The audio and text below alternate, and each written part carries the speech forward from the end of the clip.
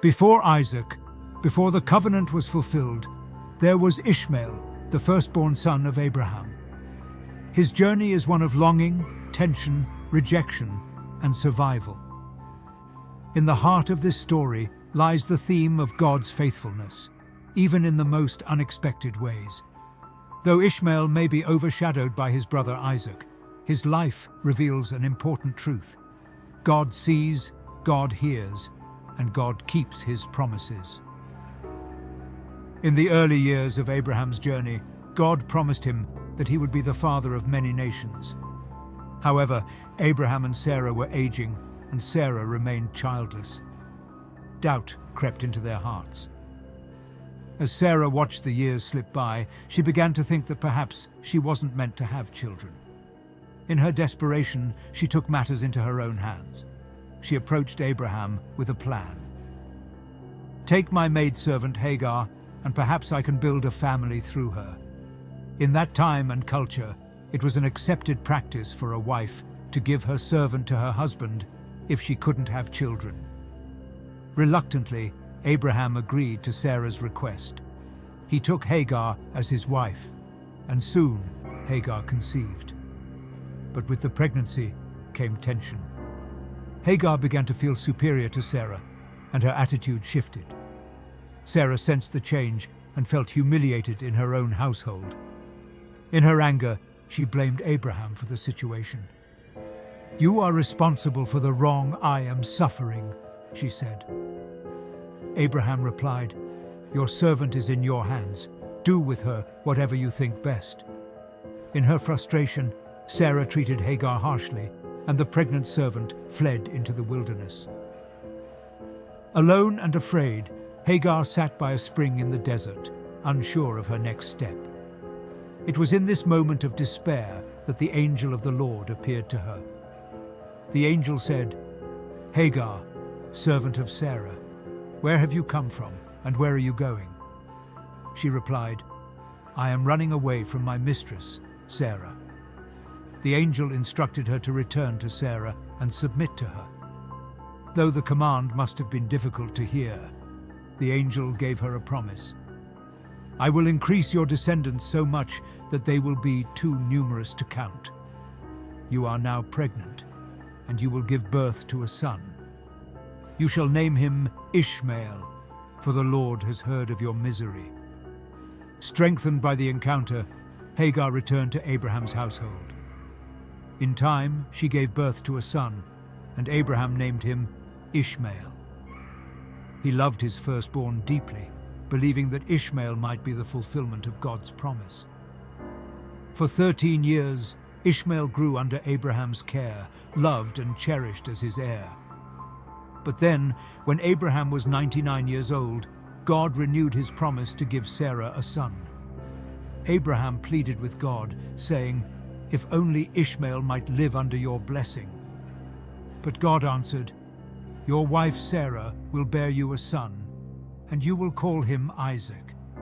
I will establish my covenant with Isaac, but I will also bless Ishmael. I will make him fruitful, and he will become the father of 12 rulers, and I will make him into a great nation." Within a year, Sarah gave birth to Isaac, and the household erupted in joy. However, the arrival of Isaac altered the dynamics within the family. Ishmael, once the only son, now found himself overshadowed by his younger brother.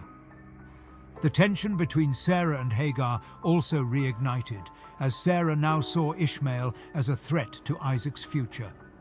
One day, Sarah saw Ishmael playing with Isaac. Fearing for her son's inheritance, she demanded that Abraham send Hagar and Ishmael away. "Get rid of that slave woman and her son, for that woman's son will never share in the inheritance with my son Isaac." Abraham was deeply troubled. Ishmael was his son, and the thought of sending him away pained him.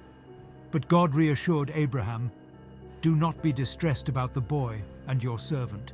Listen to whatever Sarah tells you, for it is through Isaac that your offspring will be reckoned. But I will also make the son of the servant into a nation, because he is your offspring." With a heavy heart, Abraham gave Hagar some bread and a skin of water and sent her and Ishmael into the wilderness. Hagar and Ishmael wandered in the desert of Beersheba, and soon their water ran out. Exhausted and desperate, Hagar placed Ishmael under a bush and sat a distance away, saying to herself, "I cannot watch the boy die." She wept bitterly, overcome with grief. But God heard Ishmael's cries. The angel of the Lord called out to Hagar from heaven, "What is the matter, Hagar? Do not be afraid. God has heard the boy crying. Lift him up and take him by the hand, for I will make him into a great nation." Then God opened Hagar's eyes, and she saw a well of water nearby. She filled the skin with water. Ishmael grew up in the wilderness of Paran and became a skilled archer. As he matured, Hagar found him a wife from Egypt, and Ishmael began building a family of his own. True to God's promise, Ishmael became the father of 12 sons, each the leader of a tribe. Though Ishmael and Isaac lived separate lives, their paths crossed one final time. When Abraham died at the age of 175, both sons came together to bury their father. Standing side by side at the burial site, the brothers honored their father's memory. The moment symbolized a quiet reconciliation. Two sons, each with his own destiny, brought together in a final act of respect for their father. Ishmael lived to be 137 years old. His descendants grew into a large and thriving people, fulfilling God's promise that he would become a great nation. Ishmael's life, marked by rejection and hardship, also reflected God's enduring care and provision. Though cast out into the wilderness, Ishmael's story did not end in despair. His 12 sons became rulers of their own tribes, and his legacy spread across the lands. Ishmael's journey reminds us that even when circumstances seem unfair, God's faithfulness remains. He is a God who hears the cries of the abandoned and brings hope to the hopeless. The story of Ishmael offers a powerful message. God's promises are not limited to one person or path. Though he lived on the fringes, Ishmael was never forgotten by God. His life reveals the heart of a God who listens, cares, and blesses, even in the wilderness. No matter where you are or how lost you feel, God's promises endure. For more Bible content, remember to subscribe, like and turn on your notification bell.